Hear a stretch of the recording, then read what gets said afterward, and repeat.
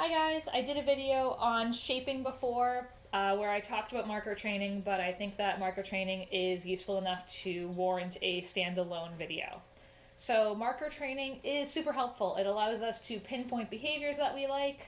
Some trainers also think can help us target emotions that dogs are feeling at the time.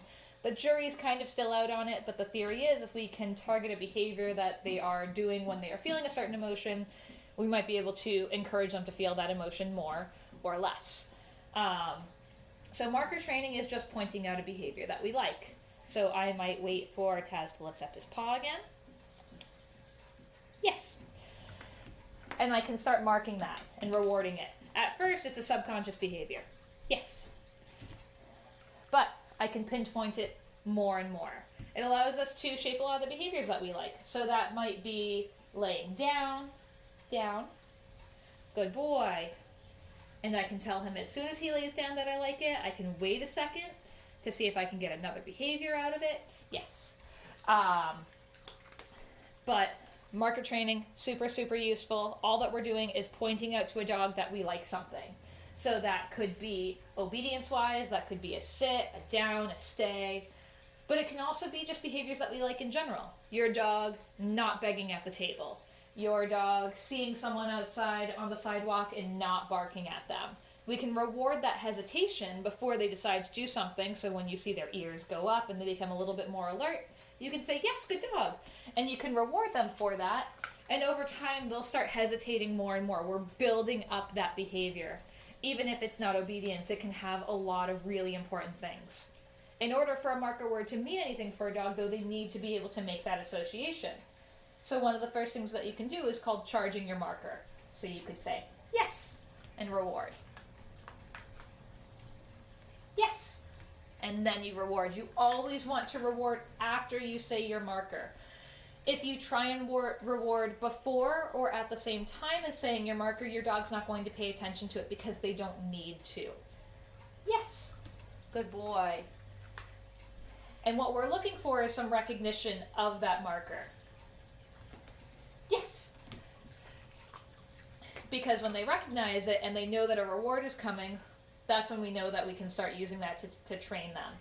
You can use it in training, so you could just say, sit, yes. And over time they would start to make that association as well. But the important thing is that your dog figures out that this is what we are telling them, this is how we're telling them that we like what they're doing, because then they're going to start experimenting with those behaviors that we like more. Yes. If you don't use markers, it can become a lot harder because now we're just relying on the second that your dog gets the food, and that is what's reinforcing them, or the second that they know that they're getting the food. But we don't always have food on them. So the marker word is kind of a promise. It's, yes, that's it, that's the behavior I like, keep doing that, or do it again. Yes, good boy. Some people also use clickers. Clickers work very well for training as well. They work particularly well because they are a consistent noise. We tend to say yes a little bit differently. If you're really excited, you go, yes, good boy. If you're kind of like, oh, that was a kind of a crummy rep, you might go, yes, good job, yeah, good job. So the clicker is very, very consistent, but not everyone remembers to carry a clicker around on them. So it just depends on your training style. Either verbal markers or clickers work very well.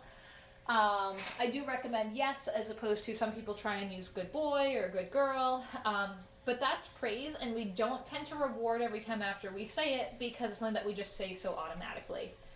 So try and use yes, or another noise as a marker. Another consistent noise that you're not using all the time with your dog so that it really stands out to them so that they have a reason to pay attention to it. If you're saying it all the time, they're going to eventually learn not to pay attention to it, particularly if you're not rewarding them every time. Yes, good boy. So I hope that that helps. You can also use this, obviously, to build up some really nice engagement from your dog. Because now they're looking to you to figure out what you're looking for, as opposed to just kind of going off and doing their own thing. Yes, good boy.